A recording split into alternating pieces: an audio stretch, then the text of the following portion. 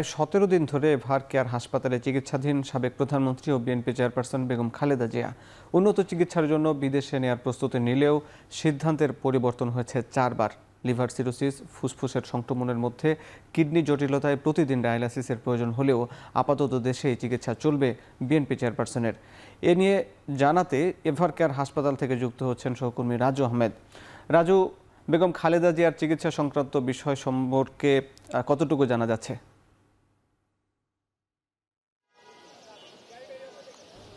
হাসিব, গত 2 দিন ধরে বেগম খালেদা জিয়ার শারীরিক অবস্থার সর্বশেষ পরিস্থিতি নিয়ে মেডিকেল বোর্ড, বিএনপির পক্ষ থেকে বা হাসপাতাল কর্তৃপক্ষের পক্ষ থেকে কোনো ধরনের তথ্য বা ব্রিফিং করা হয়নি। তবে আমরা বিভিন্ন সূত্র মতে যে তথ্যগুলো পাচ্ছি, সেই তথ্যগুলোর মধ্যে বেগম খালেদা জিয়ার প্রত্যেক দিনই কিডনি জটিলতার কারণে ডায়ালাইসিস চলছে। একই সঙ্গে ফুসফুসের সংক্রমণটি মাঝে মধ্যে নিয়ন্ত্রণের বাইরে আবার নিয়ন্ত্রণের মধ্যে থাকছে। সেই সঙ্গে যেহেতু বেগম খালেদা জিয়ার আরও বেশ কয়েকটি জটিলতা রয়েছে, বিশেষ করে লিভার সিরোসিস, আর্থ্রাইটিস সহ আরও নানাবিধ সমস্যা রয়েছে, সেই সমস্যাগুলো নিয়ন্ত্রণে কিন্তু মেডিকেল বোর্ডের বিশেষজ্ঞ চিকিৎসক যারা রয়েছে তারা কাজ করছেন। তবে এই যে সমস্যাগুলো রয়েছে, জটিলতাগুলো রয়েছে, এই জটিলতাগুলো মাঝে মধ্যে নিয়ন্ত্রণের বাইরে চলে যাচ্ছে, আবার নিয়ন্ত্রণে আসছে বলে আমরা হাসপাতাল কর্তৃপক্ষ সূত্রে কিন্তু জানতে পেরেছি। সেই সঙ্গে জানিয়ে রাখবো যে বেগম খালেদা জিয়াকে বিদেশে নেওয়ার জন্য বেশ কয়েকবার প্রস্তুতি গ্রহণ করা হলো, সেটি কিন্তু কিছুটা থেমে গিয়েছে। অর্থাৎ তার যে শারীরিক অবস্থা, সেই শারীরিক অবস্থায় মেডিকেল বোর্ড এখন পর্যন্ত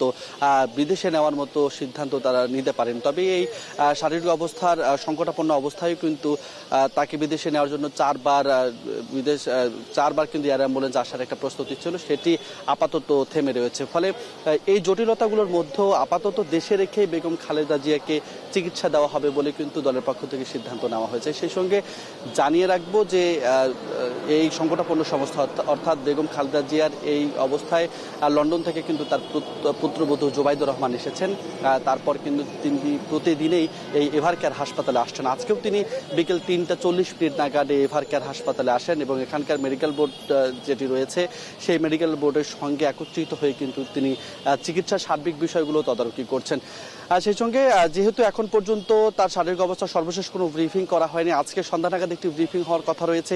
সেই ব্রিফিংটি হলে আনুষ্ঠানিকভাবে জানা যাবে যে এখন মূলত বেগম খালেদা জিয়া কোন পর্যায়ে রয়েছে, তার শারীরিক অবস্থা কি, বা তাকে বিদেশে নিয়ে যাওয়া হবে কিনা। হাসিব, এই ছিল আসলে এভার কেয়ার হাসপাতাল থেকে আমার কাছে সর্বশেষ। এভার কেয়ার হাসপাতাল থেকে বেগম খালেদা জিয়ার শারীরিক অবস্থা জানাচ্ছিলেন সহকর্মী রাজু আহমেদ।